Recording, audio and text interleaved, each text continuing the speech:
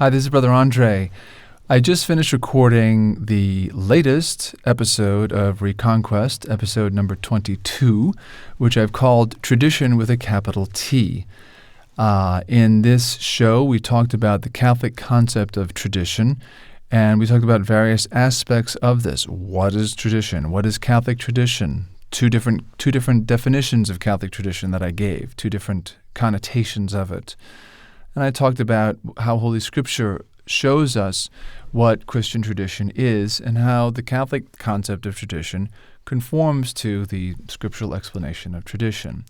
I also discussed in the second segment at some length the concept of development of doctrine, which is a very important concept in Catholic theology, even in a sort of fundamental kind of Catholic theology that the laity should know so that we can understand exactly what it is we mean by the development of doctrine.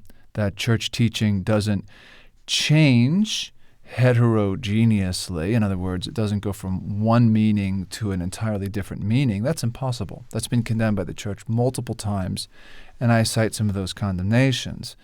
But what does it mean when we talk about the development of doctrine? I talk about that in some detail, and I illustrate it with examples from some of the early ecumenical councils of the Catholic Church, and I show how these are sort of practical mechanisms for the Catholic concept of tradition, for passing on tradition in such a way that the same doctrine is being faithfully transmitted, but it's being done with greater lucidity, greater clarity, so that we get a greater understanding of the traditional doctrine that was passed on from the beginning when Jesus Christ taught the apostles, and what we call the deposit of faith, that body of complete revelation, was sealed once and for all with the death of St. John, the last of the apostles.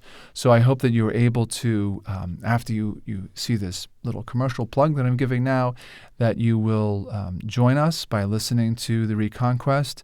There will be details on this page where you're seeing this, how to listen. So please do that. God bless, and Mary keep you.